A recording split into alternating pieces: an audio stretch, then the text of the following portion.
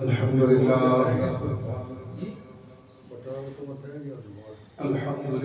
رب العالمین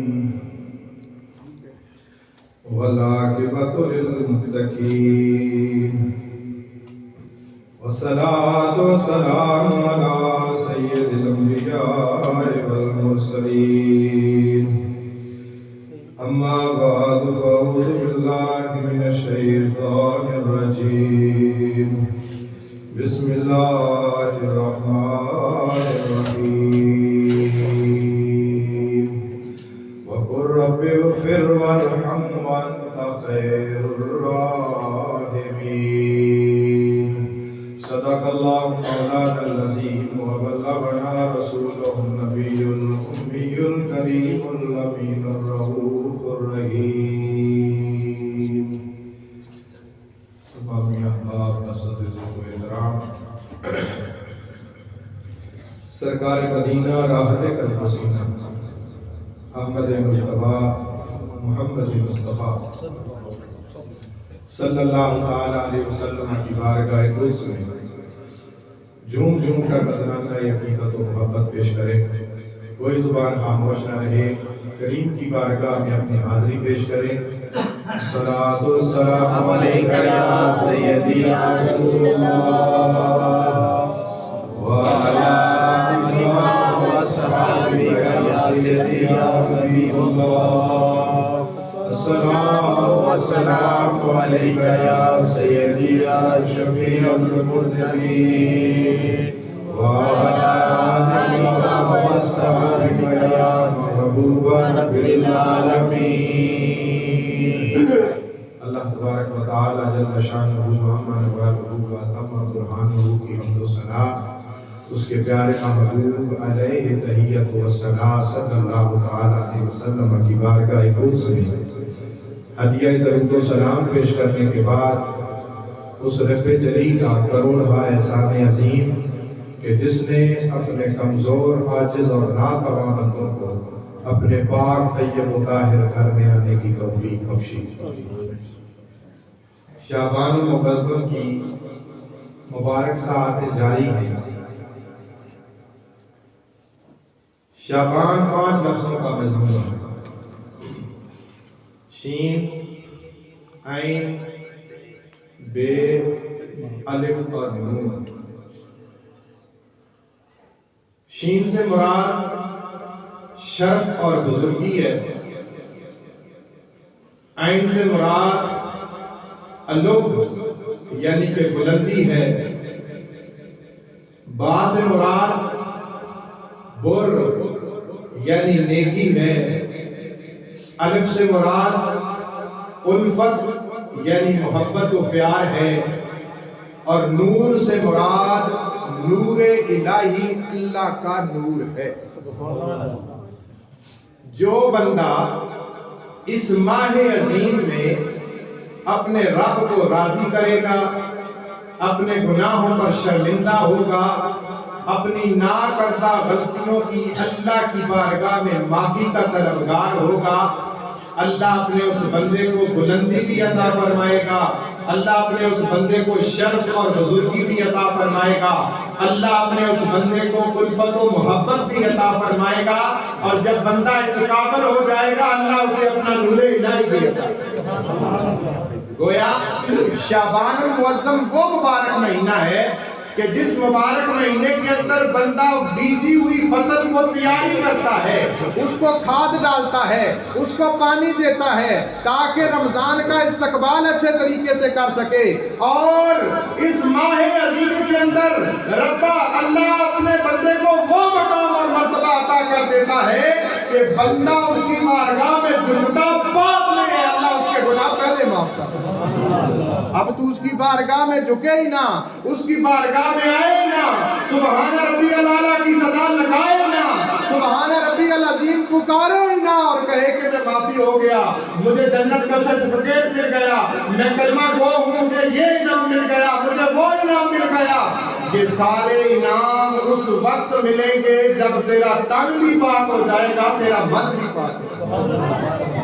جب تیرا من پاک ہوگا، تیرا تن پاک ہوگا، تب جا کر رب اب تیرا کان بھی پاک نہ ہو، تیرے مان کے اندر کھوٹ ہو، دوسروں کے لیے منافقت ہو، دوسروں کے لیے پیار نہ ہو، اللہ کی مخلوق کے ساتھ تو بگاڑ کرے اور رب تجھ سے راضی ہو جائے، یہ ہو نہیں سکتا۔ رب تو اس سے پیار کرتا ہے جو اس کی مخلوق سے پیار کرتے ہیں، جو اس کے بندوں سے پیار کرتے ہیں، رب ان سے پیار کرتا ہے، رب کسی اور سے پیار نہیں کرتا۔ رب نے تجھے دنیا کے اندر بھیج کر یہ بتا دیا کہ عمل سے زندگی بنتی ہے، جنت بھی جہنم بھی، یہ خاکی اپنی فطرت میں نہ نوری ہے نہ ناری ہے۔ اللہ کے محبوب نے اپنے کردار سے، اس کے صحابہ نے اپنے عمل سے لوگوں کو مسلمان کیا، اپنے اخلاق سے، اپنے کردار سے لوگوں کو ایسا مسلمان بنایا کہ لوگ ایسے مسلمان ہوئے کہ وہ سب سے پہلے کوئی بھی کام کرتے تھے اور یہ دیکھتے تھے کہ اس میں اللہ اور اس کا رسول راضی ہے کہ نہیں، اللہ اور اس کا رسول راضی ہے کہ نہیں۔ اور اللہ اپنے بندوں کو منتخب کر لیتا ہے، چن لیتا ہے کہ یہ وہ بندے ہیں جو میری بارگاہ ناز میں نے دنیا میں بھیجا اس لیے ہے کہ یہ میرے کام کریں، میں ان کے کام کریں، یہ میرے کام کریں، میں ان کے کام کروں گا۔ اور اللہ کے محبوب نے ارشاد فرمایا قرآن کے اندر وَقُلْ رَبِّغْفِرْ، اے محبوب اپنے بندوں سے کہہ دیجئے کہ اپنے اللہ سے معافی مانگا کریں، اپنے اللہ سے معافی مانگا کریں، وَارْحَمْ، اس کا رحم تلاش کیا کریں، وَأَنْتَ خَيْرُ الرَّاحِمِينَ، اور ان کو بتائیے کہ جو سب سے بڑا رحم کرنے والا ہے وہ کوئی اور نہیں، ان کا اپنا رب ہے، ان کا اپنا خدا ہے۔ اور اس خدا کی بارگاہ میں آ جاؤ، اللہ تم سے راضی ہو جائے گا، تمہیں اپنے آغوش میں لے جائے گا۔ اللہ کے محبوب نے ارشاد فرمایا کہ 5 چیزوں سے پہلے غنیمت جان لو۔ کون کون سی 5 چیزیں؟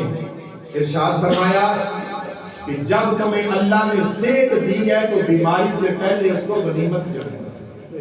اللہ نے تمہیں دیکھنے کے لیے آنکھیں دی، سننے کے لیے کان دیے، بولنے کے لیے زبان دی، حس محسوس کرنے کے لیے ناک دیا، کہیں بھی کوئی چیز ہوا میں آئے تو بندہ فوراً پکارتا ہے فلاں کے گھر میں یہ پک رہا ہے، فلاں کے گھر میں وہ پک رہا ہے۔ تجھے اتنی حیثیت اور اتنا مقام دیا کہ ناک سے سونگھ کر تو بتا دیتا ہے کہ اس کا ذائقہ اور خوشبو کیسی ہے، اور چبانے کے لیے دانت دیے، پکڑنے کے لیے ہاتھ دیے، خوبصورت دل دیا، معدہ، جگر، کائنات کے اندر تجھے ایک نمونہ بنا کر بھیجا، اور 4 قسمیں اٹھائیں۔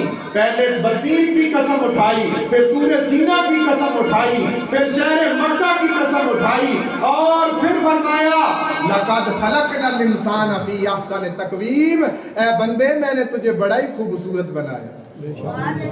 اب تو صحت سے پہلے، صحت اللہ نے دی تو بیماری سے پہلے اپنی صحت کو غنیمت جان، اور فرمایا کہ جب تو فارغ ہے تو اس فارغ وقت سے کوئی کام لے، مشغول ہونے سے پہلے اس فراغت کو غنیمت جان، اور پھر فرمایا کہ اپنی جوانی کو بڑھاپے سے پہلے غنیمت جان، اور پھر فرمایا کہ اپنی مال کو، اپنی دولت کو اپنے فقر سے پہلے غنیمت جان، کے کہیں ایسا نہ ہو کہ رب فقیر کر دے اور دولت دری کی دری رہے۔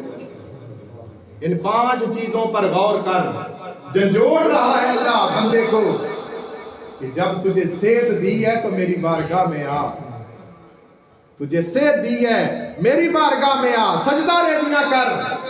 ہمارے ہاں کیا ہوتا ہے، بچہ کوئی غلط کام کرے تو ماں باپ، رشتہ دار، مامے چاچے فوراً بول اٹھتے ہیں بچہ بڑا ضدی ہے جی چھوڑ دیں، بچہ کیا ہے، ضدی ہے، چھوڑ دیں۔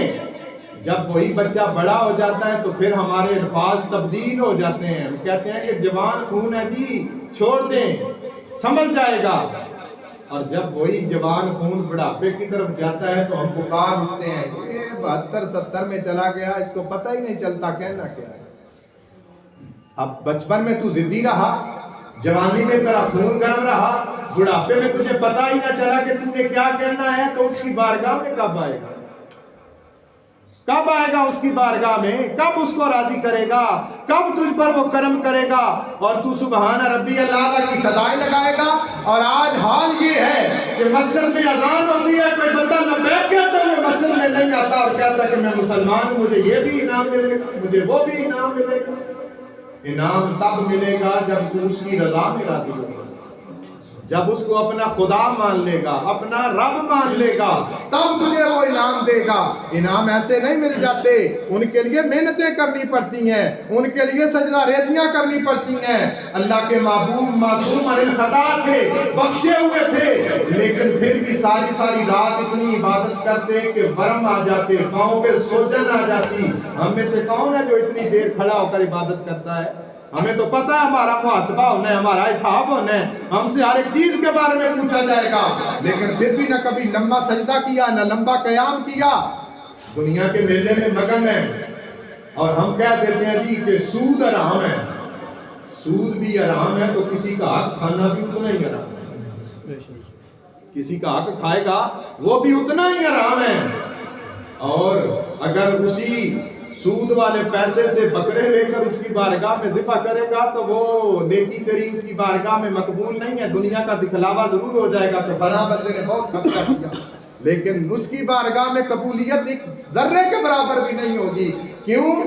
جس چیز کو اس نے حرام قرار دیا اس پر تو حلال بن کے بیٹھا ہوا ہے۔ وَمَا آتَاكُمُ الرَّسُولُ فَخُذُوهُ وَمَا نَهَاكُمْ عَنْهُ فَانْتَهُوا۔ اللہ کا محبوب تمہیں جو عطا کرے اسے پکڑ لو، جس سے منع کرے اسے رہ جاؤ۔ بایزید بستامی کے دور کے اندر اللہ کے بڑے بزرگ ہوئے، بڑے نیک بندے، دنیا آپ کے نام کا ڈنکا بجاتی ہے۔ حضرت بایزید بستامی رحمت اللہ تعالی علیہ کے دور کے اندر ایک مسلمان اور یہودی کا پیار ہو گیا، دوستی ہو گئی، محبت ہو گئی، بات بڑے دور تک چلی گئی۔ اب یہودی کا دل ہے کہ مسلمانیت کو چھوڑ کر یہودی ہو جائے تاکہ میرا پکا یار رہے، اور مسلمان کا دل ہے کہ وہ یہودی چھوڑ کر اسلام میں آ جائے، میرا پکا یار ہے۔ جس نے اللہ کی رضا کے لیے دوستی کی، اللہ کی رضا کے لیے بغض رکھا، یعنی کہ غلط کو غلط کہا، تو قیامت والے دن وہ لوگ اللہ کے عرش کے سائے کے نیچے ہوں گے۔ اب یہودی اور مسلمان نے کہا، یہودی نے کہا میرا دل کرتا ہے کہ تیری اور میری یاری پکی ہو جائے۔ مسلمان نے کہا بڑے دنوں سے میرا دل چاہ رہا تھا کہ تم کو بات کرے اور تیری اور میری یاری پکی ہو جائے۔ تو یہودی نے پوچھا اب کیا کریں کہ تیری اور میری یاری پکی ہو جائے؟ مسلمان نے کہا تو کلمہ پڑھ کے مسلمان ہو جا، تو بھی مسلمان میں بھی مسلمان، تیری اور میری یاری پکی ہو جائے۔ اب یہودی نے بڑا خوبصورت سوال کیا، آج کے دور کے اندر تو وہ 200% پر سخت تھا۔ اب یہودی نے کہا کہ کون سے اسلام کا کلمہ پڑھنا ہے؟ میں نے تو 2 اسلام دیکھے۔ اب مسلمان حیران ہو گیا، کون سے 2 اسلام تم نے دیکھ لیے؟ کہا ایک اسلام تیرا دیکھا ہے اور ایک اسلام بایزید بستامی کا دیکھا ہے۔ کہا میرے اسلام میں اور بایزید بستامی کے اسلام میں کیا فرق تجھے نظر آیا؟ یہودی کھل کھلا کے ہنسا اور کہا تیرے اور بایزید کے اسلام میں فرق یہ نظر آیا کہ جب اذان ہوتی ہے اور تو میرے ساتھ گپے لگاتا رہتا ہے، تو کون سا مسلمان ہے؟ میں بھی نماز نہیں پڑھتا، تو بھی نہیں پڑھتا، اور میں شراب خانے جاتا ہوں، جوئے خانے جاتا ہوں، تو بھی میرے ساتھ چلا جاتا ہے۔ شراب تو پیتا نہیں، جوا تو کھیلتا نہیں، لیکن شراب میں پیتا ہوں تو مجھے دیکھتا ہے، جوا میں کھیلتا ہوں تو اس مجلس کو اٹینڈ کرتا ہے۔ کہا تو پھر تیرا فقط وہ 2 حروفی کلمے ہیں وہ پڑھانے ہیں تو وہ پڑھا دے، میں بھی تیرے جیسا مسلمان ہو جاؤں گا۔ کتنی بڑی بات ہے۔ اللہ کے محبوب نے اسی لیے کہا کہ اپنے کردار اور اخلاص کے ساتھ لوگوں کو مسلمان کرو، تاکہ تم جب گلیوں کے اندر چلو تو پتہ چل جائے کوئی اور نہیں جا رہا، محمد عربی کا گدھا جا رہا ہے۔ یہ پتہ ہونا چاہیے نا کہ ہمارے اندر ابلٹی کیا ہے، کیسی کیفیت ہے ہماری کہ اذان ہو جائے اور ہمیں نماز کے لیے اللہ اپنی بارگاہ میں نہ آنے دے تو پھر کیا ہوگا؟ کہا بایزید بستامی کا اسلام کیسا ہے؟ کہا بایزید بستامی کا اسلام بہت پیارا ہے۔